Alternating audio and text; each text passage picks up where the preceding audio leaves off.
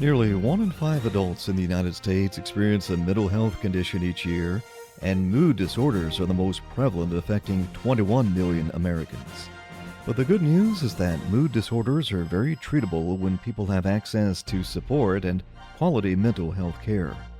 I'm Stephen Brown, and on today's edition of Weekend Connection, we'll talk about an organization which leads the way through education, wellness options, and peer support. So, let's get connected.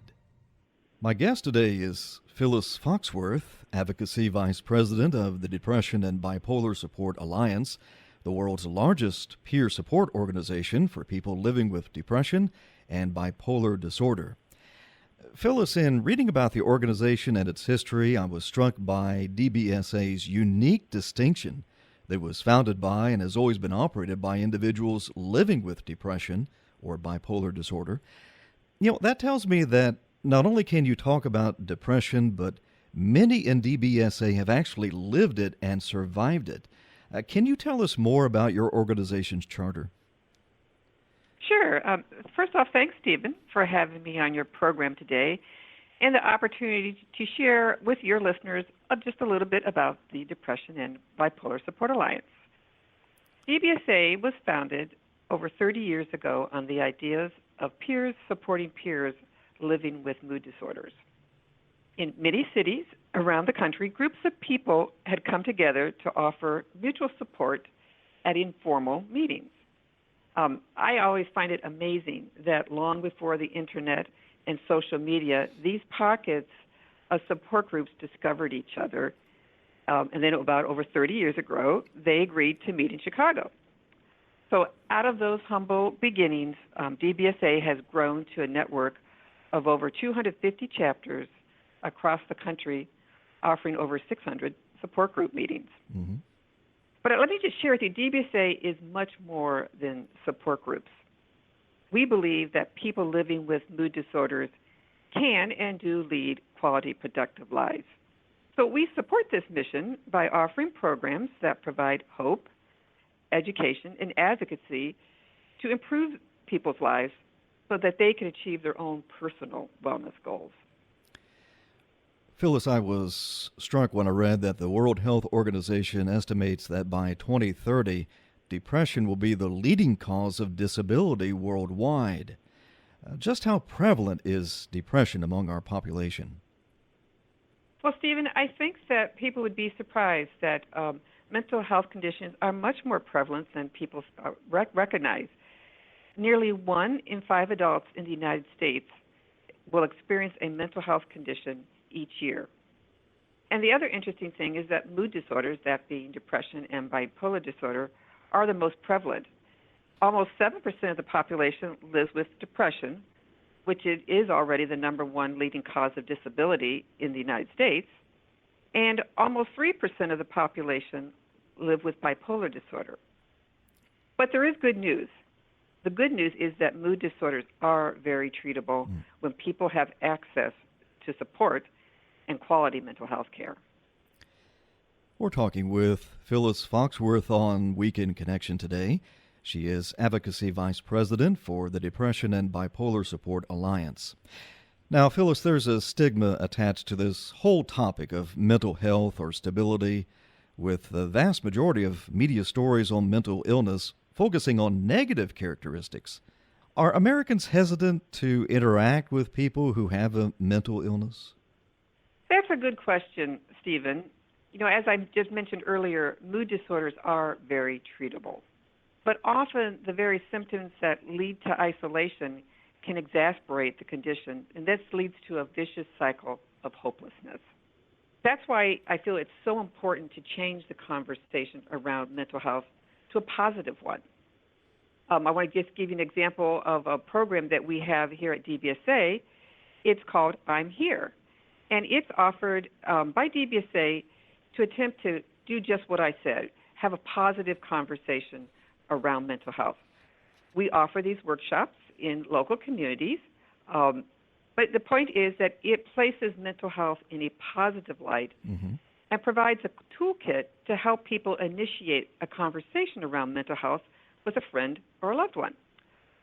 So we start this workshop with a conversation starter aid that could be used by a peer or a person living with a mood disorder or a family or friend who is concerned about a loved one. So regardless of who initiates the conversation, it works like this. The conversation initiator has a toolkit with 2 safety pins and green beads. This kit then provides an activity where, working together, each person in the conversation strings green beads onto the safety pin. So when they're making that safety pin together, it bridges the awkwardness of starting a mental health conversation between those 2 people. Mm-hmm. And then when it's completed, each person now has a safety pin to wear. They can put it on their coat, their purse, but it's something that they can wear to demonstrate that they are both here for each other. And even more important, it creates awareness in the larger community that they are here and can be approached to engage in a positive conversation around mental health. So we see this program. I mean, a good place where this program could be used would be on a college campus, for example, where people worked on this program at a dorm or in a sorority or fraternity. And in that campus, people were wearing those green beads, and other people who might be living with depression or bipolar disorder and don't know who to reach out to, they see people wearing that green pin, and they know that that's a safe person that they can talk to. This is Weekend Connection on BBN, and we're talking with Phyllis Foxworth, Advocacy Vice President for the Depression and Bipolar Support Alliance. DBSA is the leading patient-directed national organization focusing on the most prevalent mental illnesses, depression, and bipolar disorder. Now, with so many people living with a diagnosed and or treatable mental illness, Phyllis, you would think that the mental health community of doctors are on top of this situation and that there are plenty of professionals available everywhere. But is this true, Phyllis? Stephen, you would think so. But unfortunately, 23% of Americans do not have access to appropriate and timely mental health care. Now, there's a variety of reasons for this. First, almost 60% of psychiatrists are age 55 or older, and fewer medical students are choosing psychiatry as a specialty. Mm-hmm. But another factor is the lack of psychiatrists as part of the commercial insurance plans network of doctors. DBSA recently conducted a survey in several states to better understand this role that inadequate networks have on the ability to obtain care. So this was just an unscientific survey. There's no official research here, but we learned some very interesting things. It takes, on average, 6 to 9 weeks to schedule that first appointment for those people who were responded to the survey. We also learned that 39% gave up and never scheduled an appointment.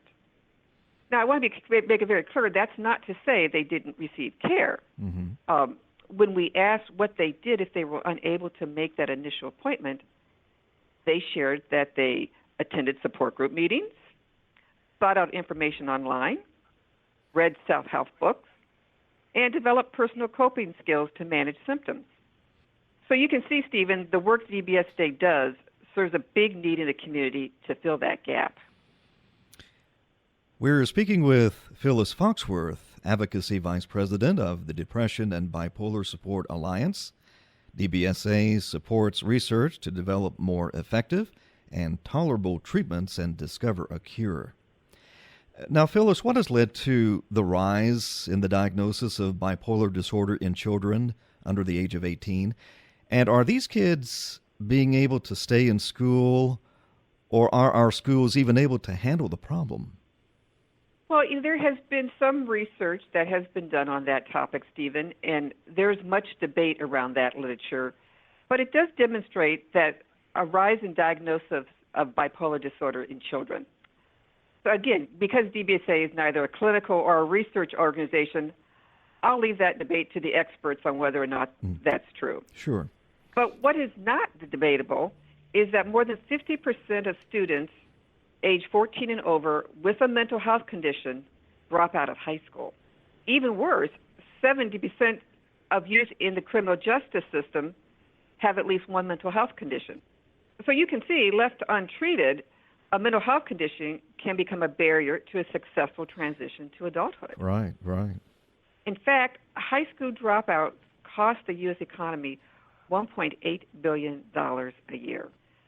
So just, investing in childhood mental health is not only good for the children and the families that we serve, it's good for the entire country. Now, Phyllis, is there a relationship between bipolar disorder and substance abuse? And what is the human cost, both in dollars and lives? Stephen, earlier we discussed the challenges many people face in accessing quality mental health care. For many people, lack of access to a correct diagnosis and an inappropriate medication therapy can lead to a regimen of self-medicating through other substances. People living with bipolar disorder have the highest rate of substance abuse among all mental health conditions. So, right now the country is very focused on finding solutions to the opioid use crisis, Right. as we very well should be. But I'm concerned that public policy decision makers are only working on a partial solution. So while it's true that the first point of triage is to assist individuals in managing the addiction to the opioid, if we end there and don't provide treatment for a possible underlying mood disorder, we do a huge disservice to that individual. Without appropriate treatment for the mood disorder, the risk that the individual will eventually return back to self-medicating increases significantly. And so then that person enters an unnecessary cycle of treatment for substance use disorder that could have been eliminated if we had only provided the additional treatment for the mood disorder at the first time. This is Weekend Connection on the Bible Broadcasting Network, and we're talking with Phyllis Foxworth, the Advocacy Vice President for the Depression and Bipolar Support Alliance. DBSA is the leading patient-directed national organization focusing on the most prevalent mental illnesses, depression, and bipolar disorder. Now, Phyllis, I understand that there are personalized tools available 24/7. Now, tell us about this. Sure, happy to. Among DBSA core beliefs is recognizing that there are many paths to wellness. Peer support and a personal wellness toolkit are just two of those. So it was very important for DBSA to support people by providing readily accessible wellness tools. So the result of that initiative was the Facing Us website. This site has a resource page that provides education about depression and bipolar disorder, as well as information on living a healthy lifestyle. Other pages on the site provide the opportunity for someone to create a secure, password-protected personal online wellness tracker. So this tool allows people to track their mood daily, develop their own healthy living plan around eating and sleep patterns, and includes reminders on things such as medications and doctor's appointments. For those who like to write, the site contains tips on journaling and a site where you can write your entries online and even include artwork to personalize your journal.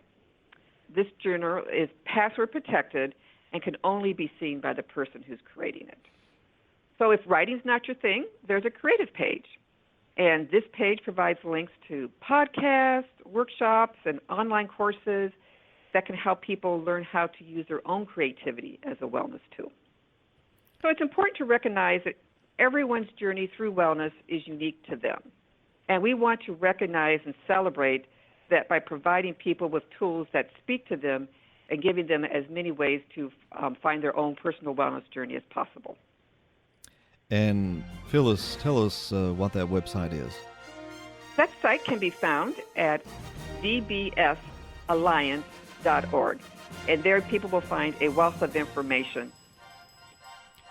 Again, we've been talking to Phyllis Foxworth, Advocacy Vice President for the Depression and Bipolar Support Alliance. Thank you again, Phyllis, for joining us today on Weekend Connection. Oh, thank you so much, Stephen. Thank you for listening to this feature, a production of BBN, the Bible Broadcasting Network. BBN provides 24-hour Christian programming, great Christian music, and Bible teaching. Listen to BBN by clicking the link in the description.